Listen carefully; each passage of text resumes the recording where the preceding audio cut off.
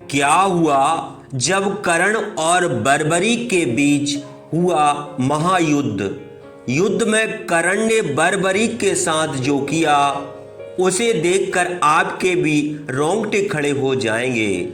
महाभारत काल में कुछ ऐसी घटनाएं घटी जिन्हें बहुत कम ही लोग जानते हैं। ऐसे भयंकर आदर्श युद्ध जब महाभारत काल में हुए थे, जिनमें से एक था महारथी कर्ण और वीर बर्बरीक का युद्ध, जिनकी शक्तियों के समक्ष तीनों लोगों के योद्धा भी टिक नहीं सकते थे। दोस्तों, महाभारत में कई घटना, संबंध और ज्ञान विज्ञान के रहस्य छुपे हुए हैं। महाभारत का हर एक पात्र जीवंत है, चाहे वह कौरव, पांडव, कर्ण और कृष्ण हो या धृष्टद्युम्न, शल्य, शिखंडी और कृपाचार्य हो। महाभारत सिर्फ योद्धाओं की गाथाओं तक सीमित नहीं है। महाभारत से जुड़े श्राप, वचन, आशीर्वाद में भी रहस्य छुपे हुए हैं। महाभारत काल में एक से बढ़कर एक योद्धा हुए थे, लेकिन महारथी कर्ण और वीर बर्बरीक जैसा कोई नहीं हुआ।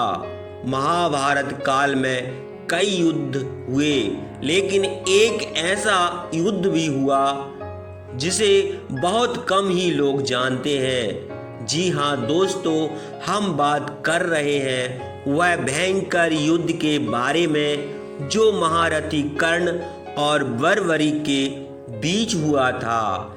इस युद्ध के बारे में शायद ही कोई जानता होगा। महारथी कर्ण, जिनके पास थे दिव्य कवच और कुंडल, जिसे किसी भी अस्त्र से भेदा नहीं जा सकता था, और वीर बर्बरीक के पास थे 3 अमोघ बाण, जिनको काट पाना असंभव था।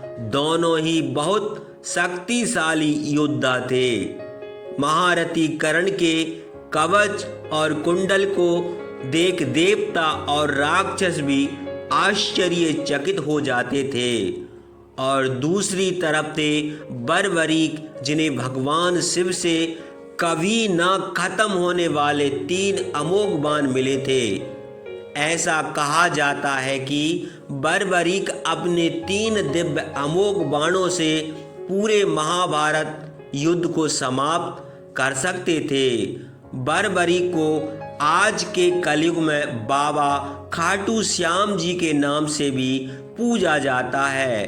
अब आते हैं अपने शीर्षक पर कि आखिर ऐसा क्या हुआ था जिसके कारण वीर बर्बरीक और महारथी कर्ण के बीच महायुद्ध हुआ था, और कौन इस युद्ध को जीता था। अगर आप भी इस प्रश्न का उत्तर चाहते हैं तो इस वीडियो में अंत तक बने रहें। लेकिन वीडियो में आगे बढ़ने से पहले अगर आपने हमारे चैनल को अब तक सब्सक्राइब नहीं किया है तो इसे अभी सब्सक्राइब करें, और कमेंट में जय श्री कृष्ण लिखना बिल्कुल ना भूलें, ताकि भगवान श्री कृष्ण की कृपा आपके पूरे परिवार पर बनी रहे।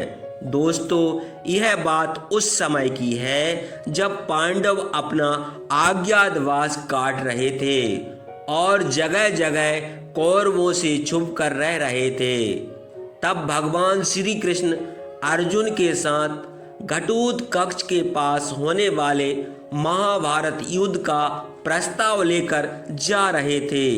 इसी दौरान कौरवों का गुप्तचर उन्हें देख लेता है और यह बात जाकर दुर्योधन को बता देता है। तब दुर्योधन कर्ण और अपनी सेना के कुछ सैनिकों के साथ पांडवों के अज्ञातवास को भंग करने के लिए घटोत्कच की गुफा की ओर चल पड़ते हैं। कुछ समय के पश्चात दुर्योधन अपनी सेना के साथ उस गुफा के पास पहुंच जाते हैं और फिर अपने सैनिकों को आदेश देते हैं कि वह इस गुफा को घेर ले। और फिर दुर्योधन के सैनिक उस गुफा को चारों तरफ से घेर लेते हैं। लेकिन भगवान श्री कृष्ण जी पहले से ही यह सब समझ जाते हैं और फिर वह अर्जुन को बताते हैं कि दुर्योधन गुफा के बाहर आया है तुम्हारा अज्ञातवास भंग करने के लिए।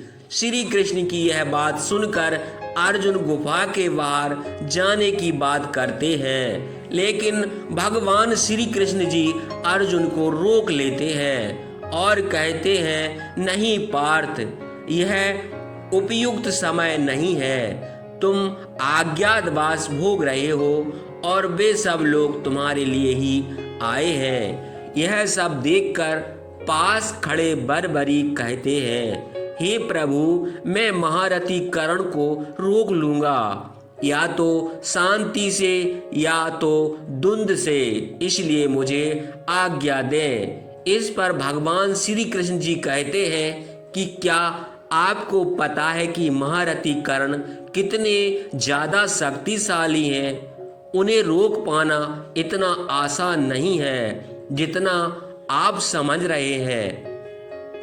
इस पर वरवरी कहते हैं, हे गोविंद, आपको शायद मेरी शक्तियों का अंदाजा नहीं है। यह कहकर वरवरी गुफा के बाहर आ जाते हैं और फिर वरवरी दुर्योधन और कर्ण को प्रणाम करके बोलते हैं, बताइए कैसे आना हुआ है ताश्री। वरवरी की यह बात सुनकर दुर्योधन कहते हैं, बालक, हमें तुम्हारी गुफा के अंदर जाना है, हम किसी को ढूंढ रहे हैं। इस पर बर्बरी कहते हैं, मुझे क्षमा कीजिएगा, किंतु अभी आप इस समय अंदर नहीं जा सकते। तभी दुर्योधन कहते हैं, बालक, तुम शायद हमारी शक्तियों से परिचित नहीं हो, इसलिए तुम हमें रोक रहे हो।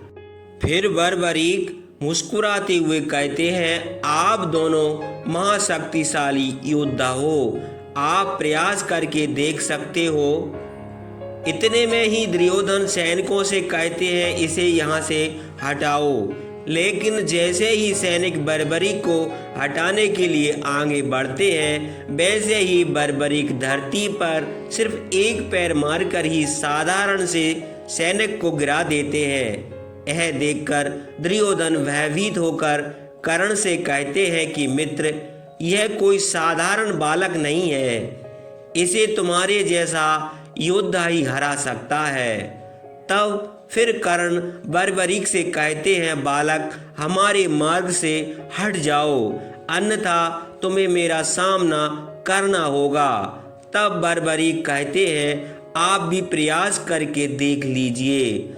तब कर्ण क्रोधित होकर बर्बरीक की ओर धनुष की प्रत्यंचा को खींचते हैं और छोड़ देते हैं। तभी दोस्तों इतनी जोर से हवा चलती है कि वहां खड़े सारे सैनिकों में हाहाकार मच जाता है। लेकिन कर्ण के उस अस्त्र का प्रभाव बर्बरीक पर तनिक भी नहीं होता। तभी बर्बरीक भी अपने धनुष की प्रत्यंचा को खींचते हैं और दुर्योधन की ओर छोड़ देते हैं। उस अस्त्र से दुर्योधन घायल होकर नीचे गिर जाते हैं। यह देखकर वरवरीक हंसने लगते हैं और कहते हैं, आप ठीक तो हैं तातश्री। इससे दुर्योधन को बहुत गुस्सा आता है और वह कर्ण को बोलते हैं कि इस बालक को यम के पास पहुंचा दो।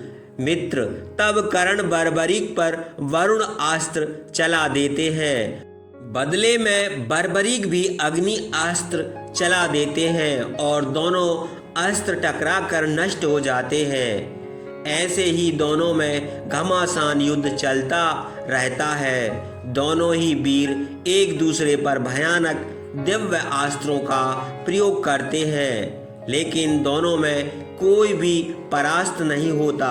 तब बर्बरीक अपने दिव्य अस्त्र को आवाहन करते हुए और बोलते हैं, इस अस्त्र को कोई भी रोक नहीं सकता।